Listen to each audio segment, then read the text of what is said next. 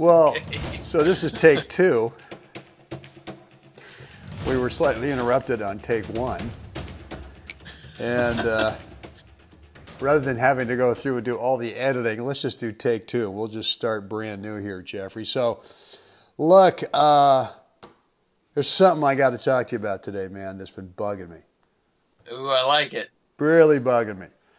So we've been working with a guy, and he's not bugging me, but it's, in fact, we're trying to help this guy, one of our private students, and Yep. but there's this whole concept which is promoted so much on, we hear it on the tennis channel, and we hear all the guys, all the announcers talking about it, and then all the websites, and they're all talking about something called first strike tennis.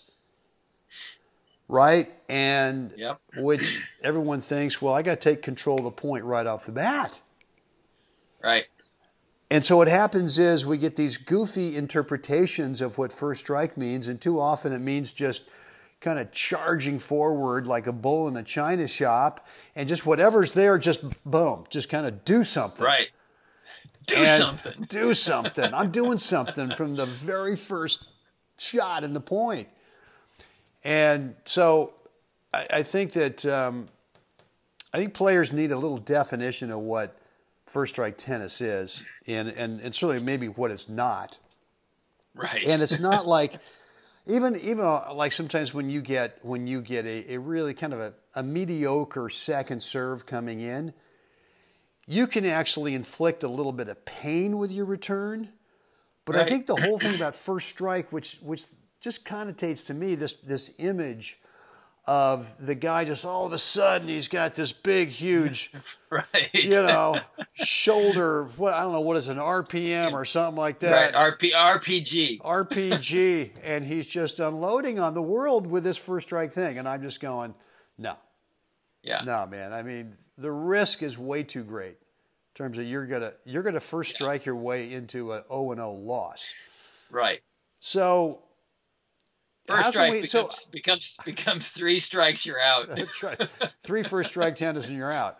That's You're right. out. Never to be seen again. So maybe we can help these guys a little bit today, Jeff, with kind of a better definition of what first strike tennis should be, and Right. whether we're serving or whether we're receiving. To me, first strike tennis is not going for an opening. It's not thinking, well, I'm serving big to an opening, or I'm returning big to an opening.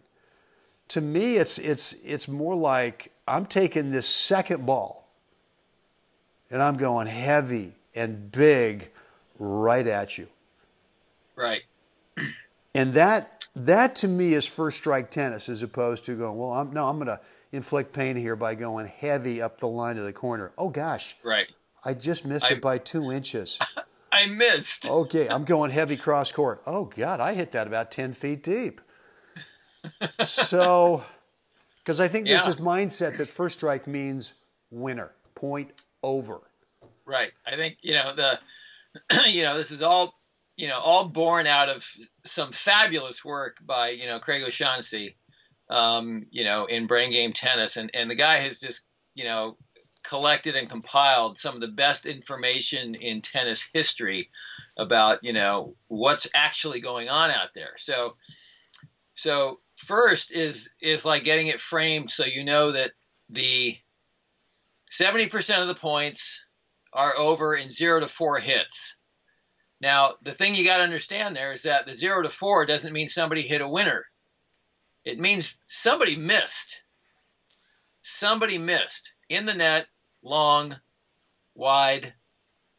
That's it. Or a double fault. That would be 0, right? Right, sure. So first strike tennis then becomes, I need to own my first 2 shots.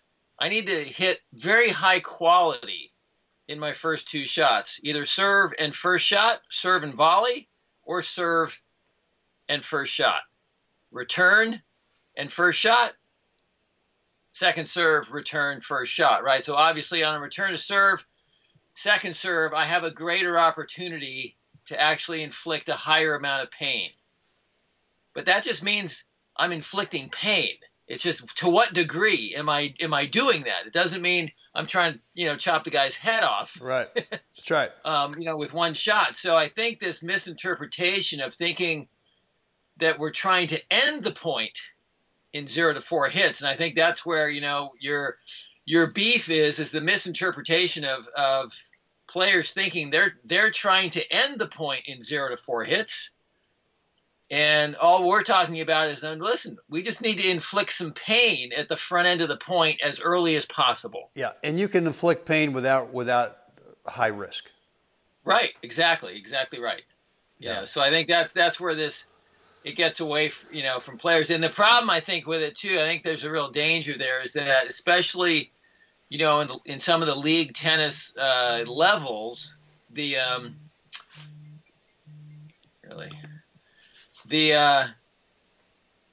3-5 player, a 4-0, a 4-5 player can easily then find justification to try and go for winners. Oh, no, I just saw this. I saw this statistic. I got to make sure, we're supposed to try and, end the point, or, do all this. And I think it's just that's the unfortunate misinterpretation about some of that information is that it's some of the best information that's ever been compiled. And like anything, information can be misinterpreted. Yeah. And I think that's the biggest way it is misinterpreted. It's just like. Well, and I also think first strike tennis means to a lot of players too, not so much big hitting to a corner outright winner, but it means kind of charging in and, taking the return and just trying to take it super early and do something. And it's typically what happens is the ball gets shanked a little bit or mishit, and you're not really inflicting pain on this guy. The guy's going, yeah, come on in, man. Take that return super early. So I'm going to serve right at you. Oh, gee, the ball's right at you. What are you going to do now?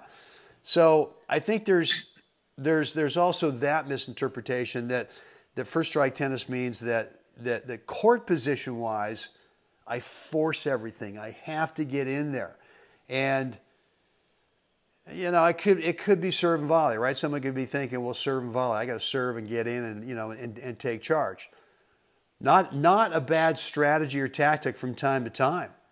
Right. But in terms of thinking about first strike tennis, and look, I mean, some guys are thinking this because they got a permanent injury, right? They don't have the same foot speed they used to, or something's going on. Right? That they just don't, they feel vulnerable staying in the point. And I'm telling you guys, even if you've got a wonky knee or some kind of something, a shoulder, you played halfback for Notre Dame and got hit a few times and that you don't have the same mobility as before. There are ways to minimize the angles on the court. There's ways to minimize the geometry that your opponent gets with how you inflict a little bit of pain. And so I don't want people thinking, well, yeah, Brent, great, it's great for you. You're healthy. You can run around. I've got this knee that's, the size of a beach ball. And I said, well, okay, well, first thing, you might want to get some help on that thing. Right. That would be the first strike. Yeah. But there's lots of ways to be able to, it's a workaround. Yeah, right? I think, and one of the workarounds too is many players, they don't see the progression of shots. They don't see the patterns that evolve. They don't recognize the patterns that are evolving, and then they themselves are not actually trying to create patterns that will have their opponent feed their strength. Right. And I think one of the best examples is Rafa. I think the numbers are, since 2012, he hits a forehand after his first serve 80% of the time. That's phenomenal. The other thing to realize is I don't think that's an accident. I think he and Uncle Tony kind of worked that out. Well, look, I mean, here's someone who's definitely looking to run around a backhand, right? Yeah. And I think for the rest of us, that's a little unrealistic.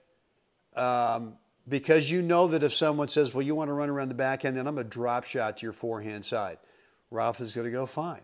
He's going to go sliding in there, kind of, oh boy, okay, boom. Oh, hum it, Right. yes. Yeah, I mean, it's no big For sure. deal. Well, the point being, though, is that there's a plan there. And now you're talking about a guy that can run faster in the 40-yard dash than I can run forward. He can do it backwards probably faster than I can run forward. Yeah. Right. So his range in that tactic obviously is, I don't know, possibly the best on the planet. Roger does an unbelievable job too with being able to make 85% of the court is forehand. But it's all relative at every level. And so the point of that statistic, though, is to say he sees it as he sees his serve in the first shot as a combination. It's not this random selection. Right. If I do this, I'll see what I get next and then see what I can do with it. There is none of that going on. Yeah, right. It's a very strategic, disciplined plan, and I think this is where a lot of players, and it doesn't matter what level of player you are, you can start to create a plan and be disciplined about where am I serving? What would I like to have happen on the next shot, on the service return? And can you start to practice your serve to the point where you can actually start to locate it in the box, get it, start to probe a little bit as you're playing this person and go, you know what, I notice every time I serve there, the ball starts to come back to the same place. Okay, let's not treat it as a mystery, but actually see it as an asset now. Now I have some intel, and I can start taking proactive steps to, boy, if I serve there, I'm going to start to make an early adjustment and look to, now I can get around and hit a forehand because I know where to serve it now that makes that possible. That's right. So anyway, I think there's proactive things that any level of player can do to take advantage of the information.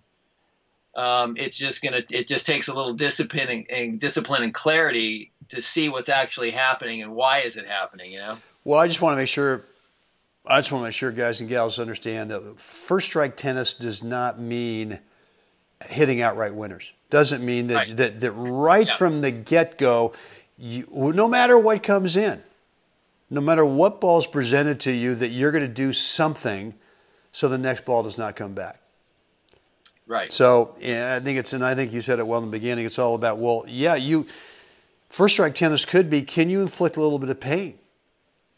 And it maybe the ball comes back, but now it comes back with more of an open court, with more of an opportunity to inflict more pain. Right. Let's say this. I mean, I think this is really critical too. What is pain, right? What does that translate to?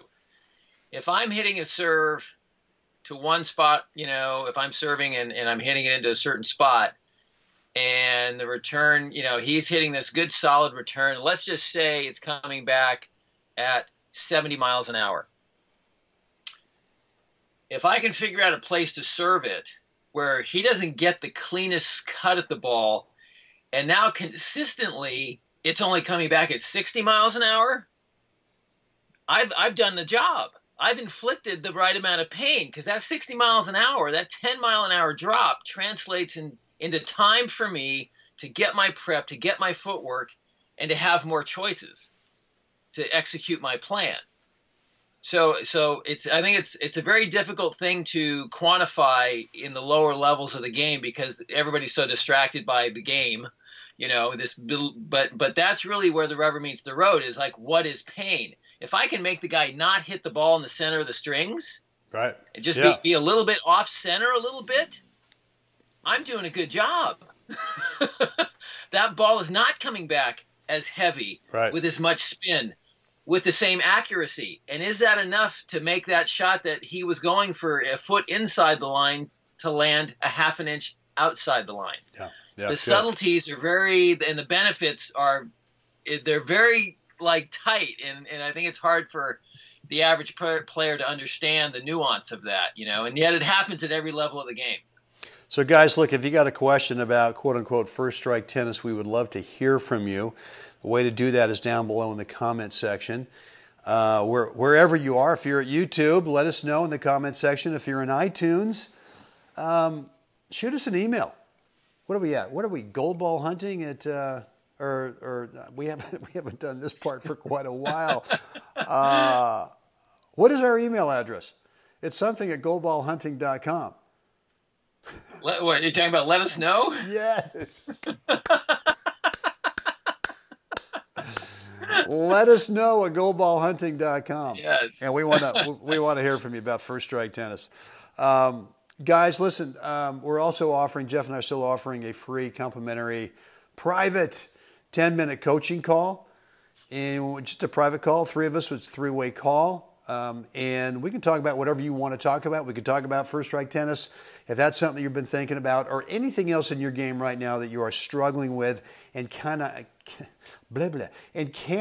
figure out on your own, we want to help you.